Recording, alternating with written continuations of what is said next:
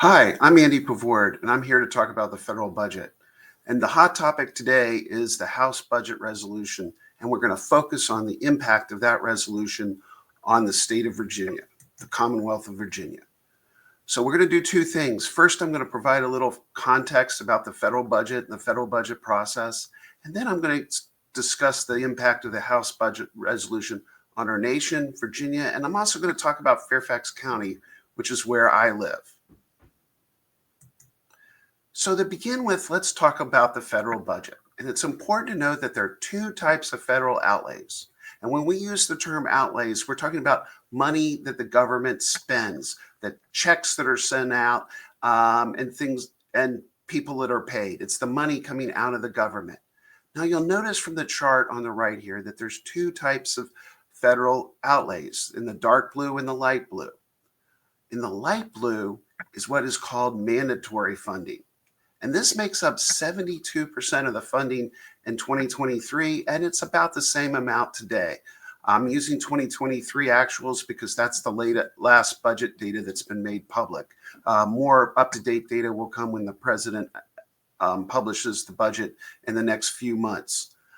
But the key thing to understand about this is mandatory funding comes from authorizing committee. Now, there's two types of committees in Congress.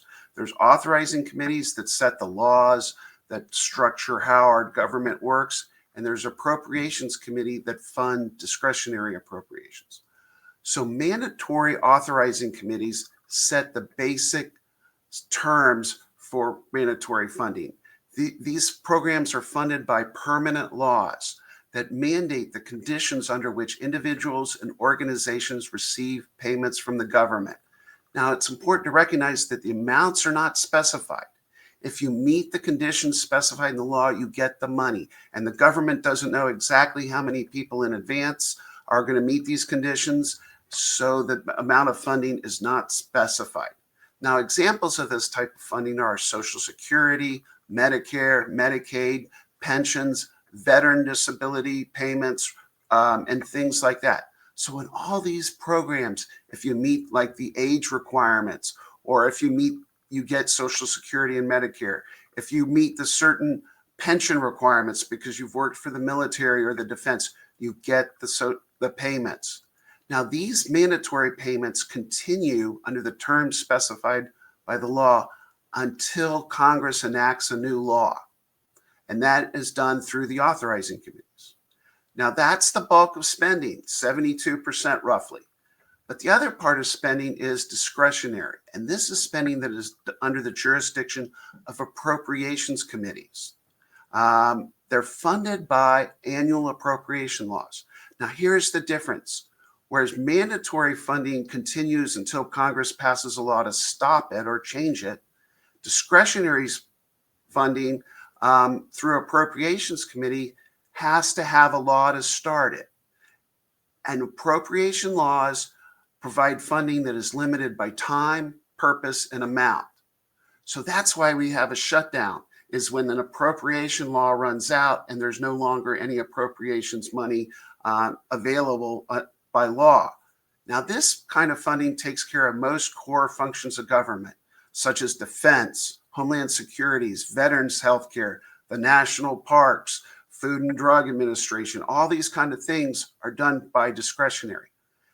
And so it's important to understand that Congress has a process for controlling both discretionary and mandatory funding. And the Congress set up this budget process in the 1974 Budget Act, but they've amended it a couple times since then. So it begins when the president, the federal budget process, the congressional budget process begins when the president submits a budget to Congress. Now, it's supposed to happen in February, but last year it was delayed till April of 2024. So the process started last year for April of 24, and I'm talking about the fiscal year 25 process. And then what's supposed to happen is CBO is supposed to review the budget. The budget committees report something called a budget resolution. Now, the budget resolution sets the framework for spending. It sets the total revenue and total spending and total deficit. But then it has to give instructions to committees, both appropriation committees and authorizing committees, on how they are to meet these targets. So the appropriations committees are handled through an allocation process, a 301 and 302, and that's what they're referred to, 301A, and that refers to the section of the 1974 Budget Act. Okay, and so they're given targets of spending. The appropriations committees are given targets of spending, but that still leaves a big chunk for the authorizing committees, which includes tax committees. So they are given their instructions through something called reconciliation instructions.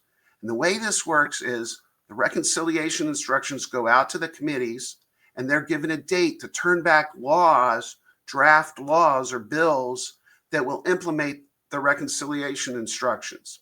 Then the budget committee bundles these all up and they send them to the House and the Senate floor. Now, here's the key thing.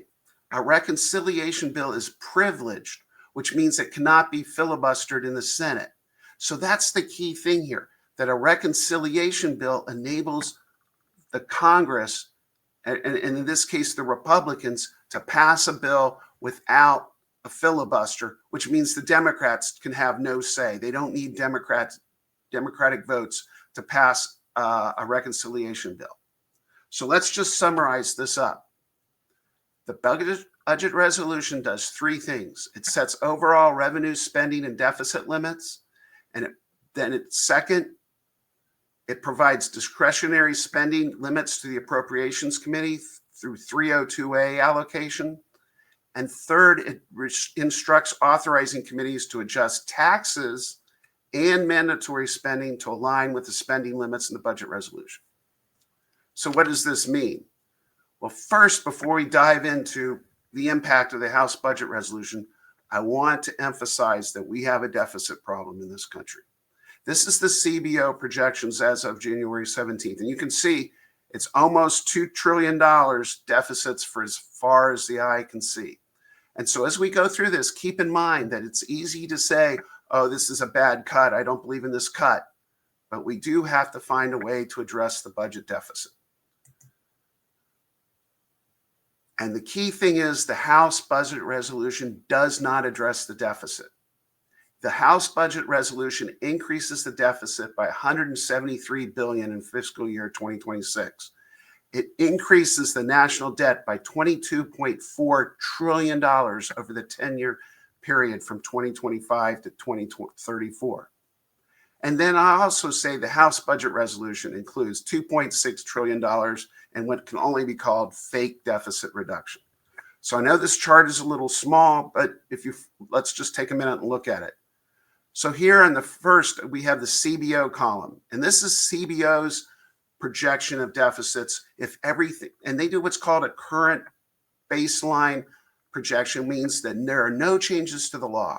So this means, for example, the 2017 tax cut, the terms of that provision that expire, they expire, and there's no other changes to the law. This is what the House budget resolution includes as the deficit reduction, or I'm sorry, as the deficit, right? And notice that it is higher, that they are increasing the deficit for at least the first few years, but then in the out years, they say they're going to make a difference. So notice the out years in 2034, the budget deficit from CBO is $2.6 billion, but only 2.1 from the House budget resolution.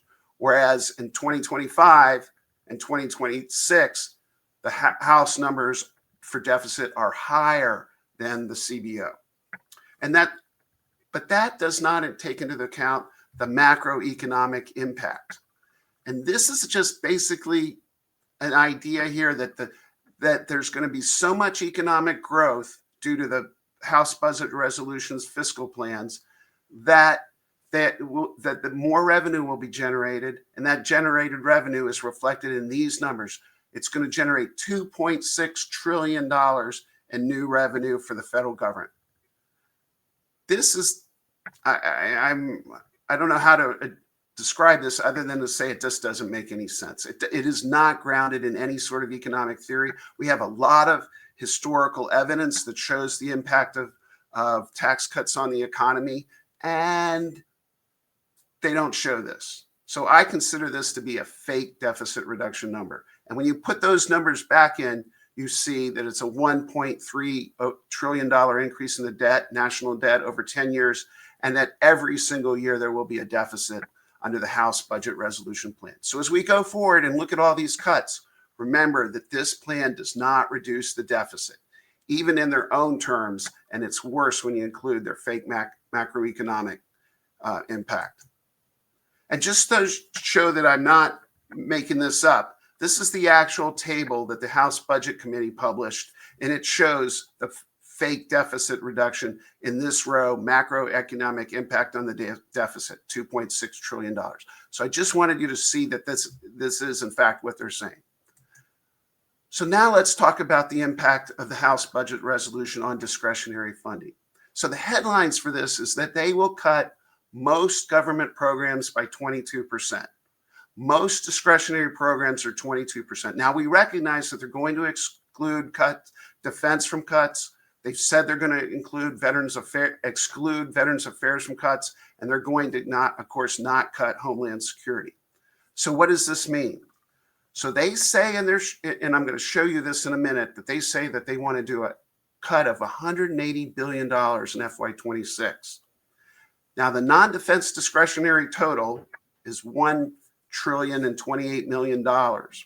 Billion. It's 180 billion and 1,028 billion.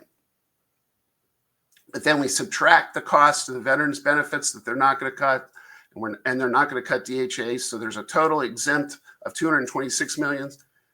That means what's left to be able to cut in discretionary after you take out defense and veterans and DHS is $802 billion, and their budget plan calls for cutting it by 180, which means they're cutting discretionary spending by 22% across the board. Now, of course, they might cut some things more, some things less, but across the board, it has to average out to 22% cut.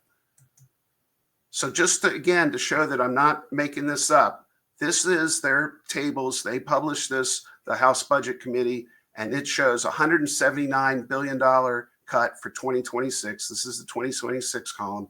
And then it shows these escalating in out years. Okay? So that's where we are with discretionary, a 22% cut.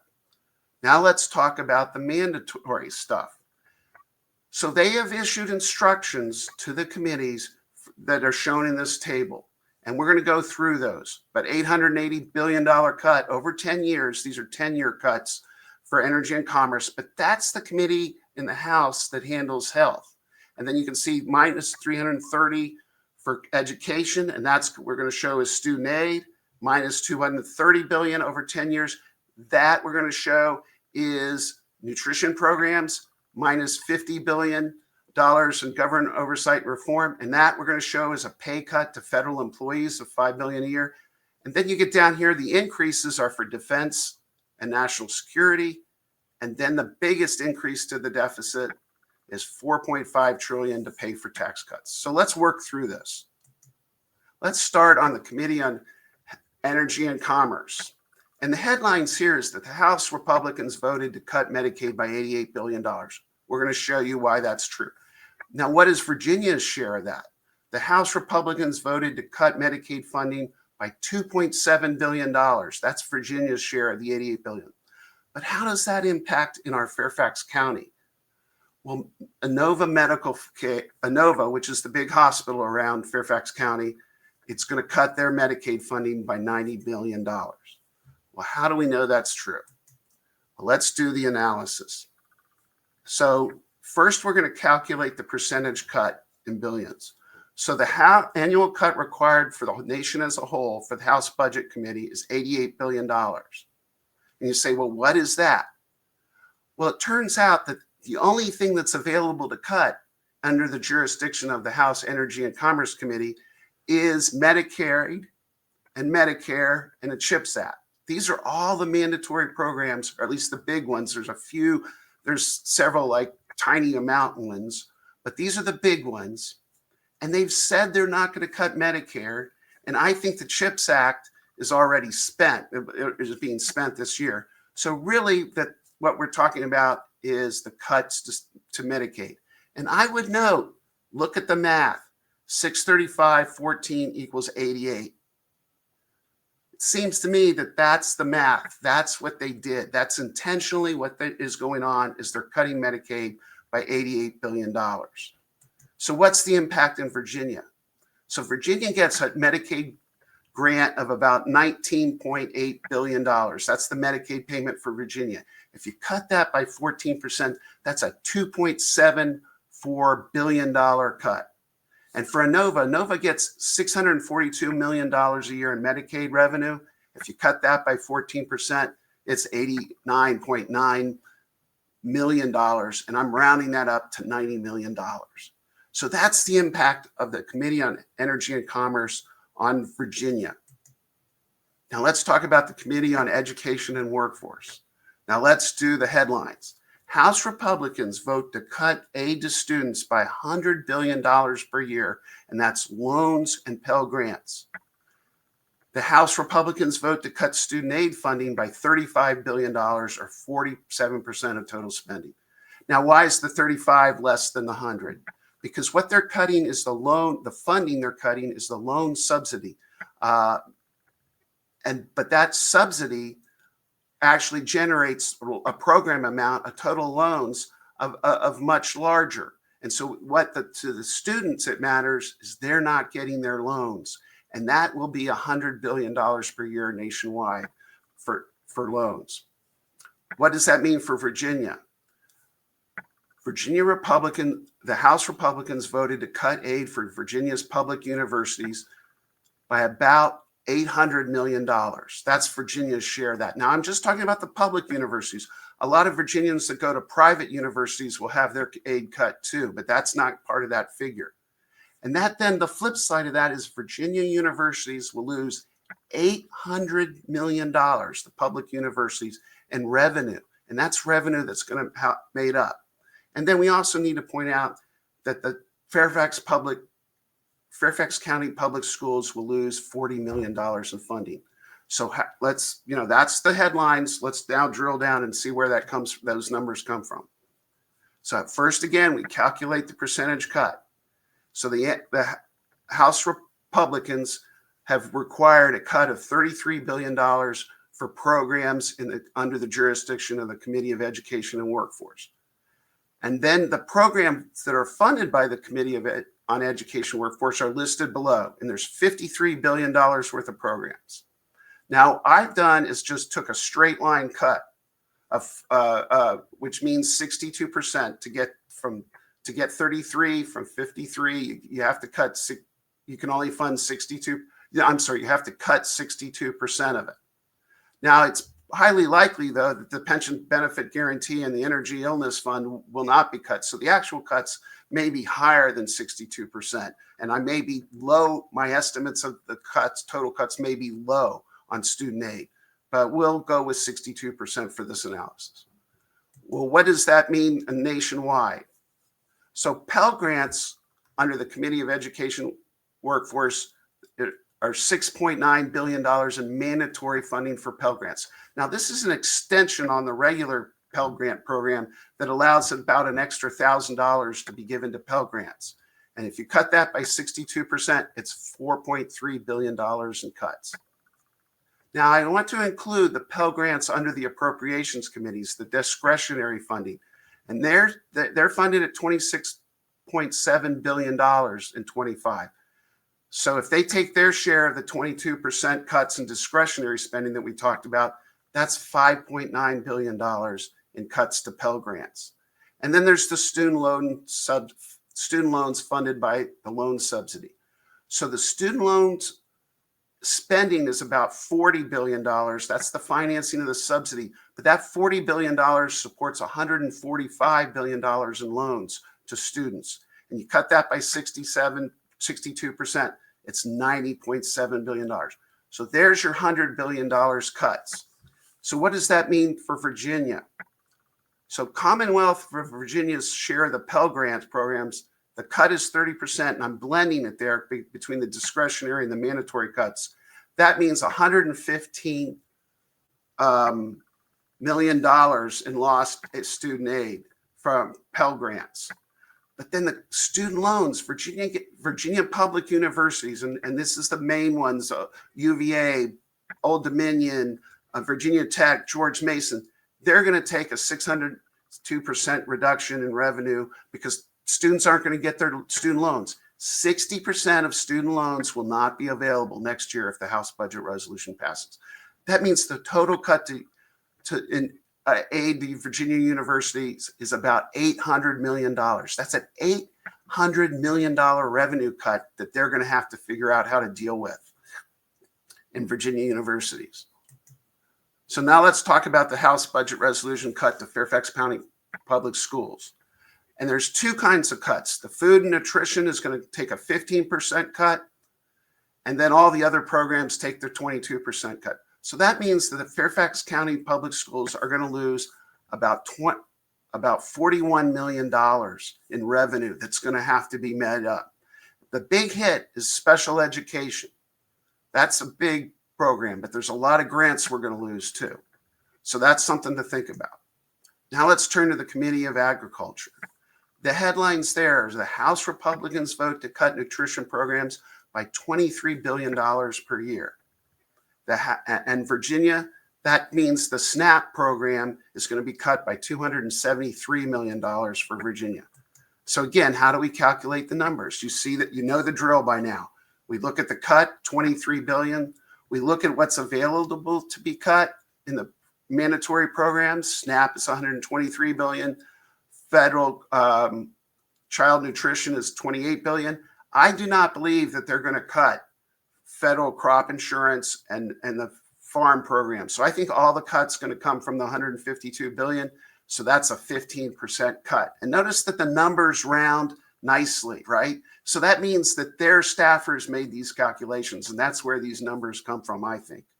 And so then let's see what's the impact. So the SNAP program nationwide is going to lose $18 billion. The child nutrition programs are going to lose $4 billion. That's where you get the $23 billion that they're cutting. But for Virginia got $1.8 billion in SNAP program last year. You cut that by 15%. It's $273 million. Million. Got to get the millions and billions straight. $273 million cut. I would like to calculate the cut to the child nutrition program, but as of yet, I haven't been able to find how much money Virginia gets from child nutrition programs. We can update that later. Now, let's talk about the House Committee on Oversight and Government Reform. They're going to reduce spending by $50 billion, $5 billion a year. And you say, well, where's that coming from? What has oversight got to do with cutting money? Well, it turns out that what they oversee is the federal civil service, and specifically the pension programs to the federal civil service. And here's what they're going to do to those pension programs. This actually is from a CBO report. CBO every year puts out a list of potential budget cuts that for consideration, because CBO is concerned about the budget deficit. And they came up with the idea of increasing federal civilian employees' contributions to the federal employee retirement system. They're essentially going to make federal employees contribute more to their retirement budgets, which they're going to say is only fair, and that's what private sector does, and yada, yada, yada. But the reality is federal employees will take somewhere between a 3 and 4% pay cut to fund that $50 billion in tax deficit reduction. So the House budget resolution essentially requires a pay cut of around 3 to 4% for federal employees, however they find that money. So let's talk about taxes. Now they instruct the House Ways and Means Committee that they can increase the deficit by $4.5 trillion over 10 years. And I can show you, and it'd be a little bit complicated, so I won't do this, but what they really mean is $450 billion a year. Now, I will note that the Senate, in their budget resolution, doesn't take up this issue in the 2025 budget resolution. They're going to punt it down to the next year, to the 2026 resolution, which will be considered later in the summer or in the fall. So where do they get $450 billion? Well, $400 billion of that is that for the 2017 tax cuts, now these tax cuts many of them were expired because they had to keep the 10-year deficit neutral. So they're scheduled to expire at the end of 2025. And to extend those tax cuts means about $400 billion a year in deficit increases. But President Trump also made some campaign promises. He talked about taxes paid on Social Security payments of about $45 billion, and that's going to be about $45 billion in reduced taxes. And then the tax on tips, the Tax Policy Center estimates that eliminating the tax on tips will reduce revenue by $6.5 billion a year. And then the same for eliminating the tax on overtime. That's $3 to $14 billion a year. So you can see that some combination of these tax cuts have to add up to roughly $450 billion to meet the instructions given to the House Ways and Means Committee. And this is just from the Committee for a Responsible Budget, Federal Budget, a kind of nonpartisan think tank that works on budget issues. And here's their estimates of the impact of Trump's campaign promises.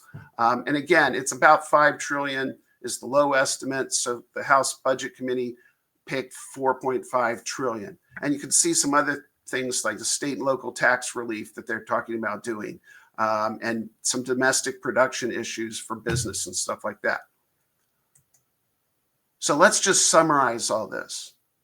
How the House Republican budget resolution impacts Virginia. It reduces Virginia Medicaid funding by $2.7 billion. It reduces student aid by $900 million. It reduces funding by nutrition program by 273 for SNAP, and then some child nutrition estimates in there. And it reduces the compensation of federal employees by approximately 4%. Nevertheless, despite all these cuts, to pay for the cuts in spending, to pay for the cuts in taxes, it increases the federal budget deficit by $173 billion. And that's because the cuts are still not large enough to pay for the $450 billion in tax cuts. So that's the summary. But I want to end by reminding everybody that the federal budget deficit is a real issue.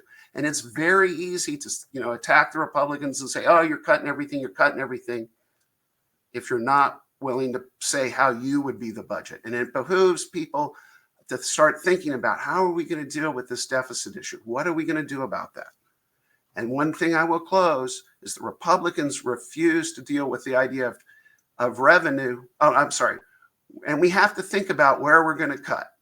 We have to think about, now here's the cuts, what the government spends. And you can see the biggest part of the pie is payments for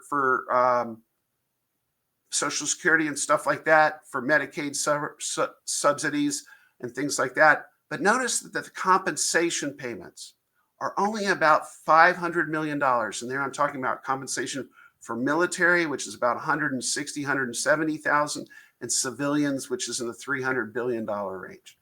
So the idea that you can shrink the federal government by cutting people is not right.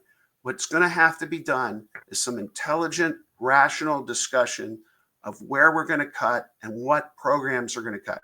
Because wherever we cut, we're going to cut payments to people, because that's what the federal government does. That means Social Security. That means pensions. That means things like grants for Medicare and Medicaid. That, if you're going to cut the budget, that's what really matters. But then we also need to think about the revenue side. Here's the revenue. Most of our revenue comes from individual taxes. So if we're going to do something, we got to do tax increases of some kind.